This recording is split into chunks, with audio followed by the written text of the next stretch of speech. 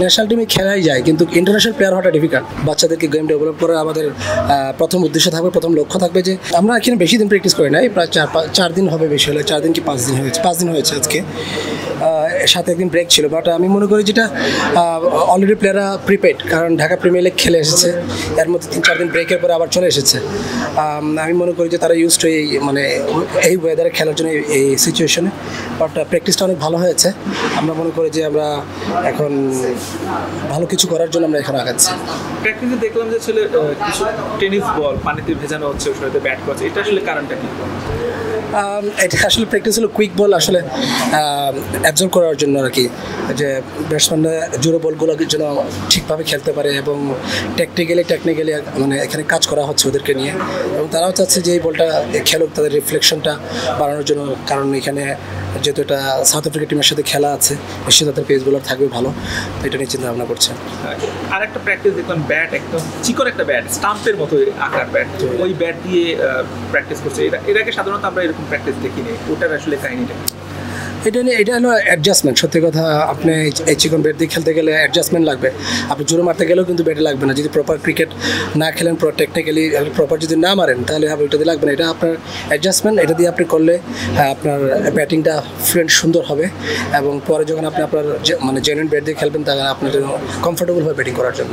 এবার এই ইমার্জিং টিমের প্র্যাকটিসে কি নতুন কিছু দেখতে পাচ্ছি কিনা আমরা, নতুন কিছু কোনো টেকনিক অ্যাপ্লাই করছেন কিনা? এই মুহূর্তে দেখেন, এখন হলো আসলে একটা সিরিজের সময় আসলে কোনো কিছু আপনি অ্যাপ্লাই করলেও হবে না। আর এই সময় আমরা কাউকে কোনো কিছু চেঞ্জ করতে চাই না। আমাদের যখন ক্যাম্প শুরু হবে ঈদের পরে, তখন আমরা হয়তো আমাদের নতুন কিছু নিয়ে আমরা কাজ করব, এবং আমাদের অনেক নতুন কিছু মেশিনও আসতেছে, এগুলো নিয়ে আমরা তাদেরকে নিয়ে কাজ করবো ইনশাল্লাহ। আমরা দেখি যে আন্ডার-19 লেভেলে বাংলাদেশের ক্রিকেটাররা একদম বিশ্বমানের, কিন্তু ন্যাশনাল টিমে গেলে সব ক্রিকেটার সেই মানটা ধরে রাখতে পারেন না। এটার কারণ কি? আর এইটা থেকে আসলে এই সমস্যাটা সমাধান করার জন্য আপনারা কি কাজ করছেন?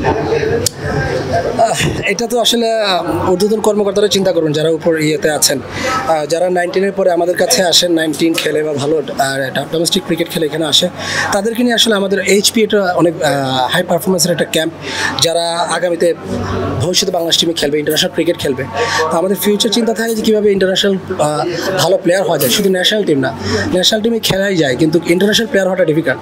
তো আমি ইন্টারন্যাশনাল প্লেয়ার হতে হলে কী প্র্যাকটিস দরকার, কী মোটিভেট দরকার, কী কাজ দরকার, ওইটা নিয়ে আমরা আসলে কাজ করছি। এবং আমরা মনে করি যে একটা কোচকে যখন 5 মাস 6 মাস কাজ করিয়ে যদি সরিয়ে দেন, তাহলে ওই যে প্লেয়ারটা আছে, ওই প্লেয়ার যখন আরেকটা কোচ পাবে, তো তার জন্য ডিফিকাল্ট হবে যে সে ভালো একটা প্লেয়ার হয়। কারণ একটা কোচের আওতাধীনে যদি একটা প্লেয়ার 2-3 বছর থাকে, তাহলে ওই প্লেয়ারটা তাড়াতাড়ি গ্রো আপ হবে এবং ভালো খেলবে ইন্টারন্যাশনাল ক্রিকেট। এর জন্য আমরা ওই যে 19 থেকে এসে আমাদের কিছু প্লেয়ার পিছিয়ে যাচ্ছে, কারণ হলো একটা ব্যাচ থেকে এসে আরেক কোচের আওতাধীনে পড়ে, কিন্তু খুব স্বল্প সময় পরে আরেকটা ব্যাচে চলে যায়। তো এটা 3-4 জন কোচের আওতাধীনে পড়লে তার জন্য একটু ডিফিকাল্ট হয়ে যায়। আমার মনে হয় যে এখানে যদি একটা কোচ যে কোচের আওতাধীনে কাজ করবে, অ্যাটলিস্ট 1 থেকে 2 বছর ওই কোচের আওতাধীনে কাজ করা উচিত। লেগ স্পিনার ওয়াসি সিদ্দিকী, তিনি লাস্ট ডিপিএলে দারুণ পারফর্ম করেছেন, তাকে কেমনটা দেখছেন বা তার ফিউচার নিয়ে কী বলবেন? আমরা চিন্তা করি অবশ্যই সে অনেক ভালো মানের একজন বোলার, সে ধীরে ধীরে রেডি হচ্ছে। আমি বলবো না যে সে এখন ইন্টারন্যাশনাল কোয়ালিটির বোলার হয়ে গিয়েছে, বাট সে এখন আপ টু দ্য মার্ক।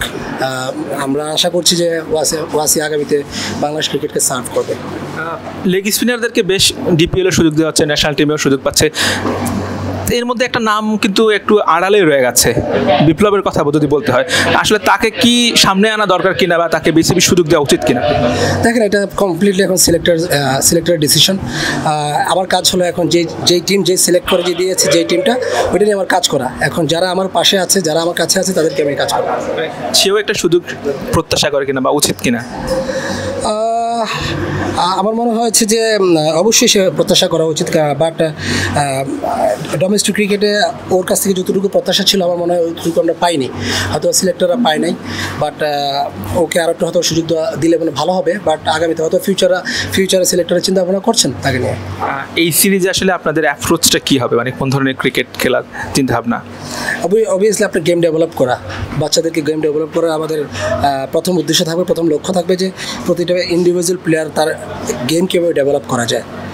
তারপর তো অবভিয়াসলি আমরা সিরিজ জয়ের জন্য আমরা যাবো ইনশাল্লাহ।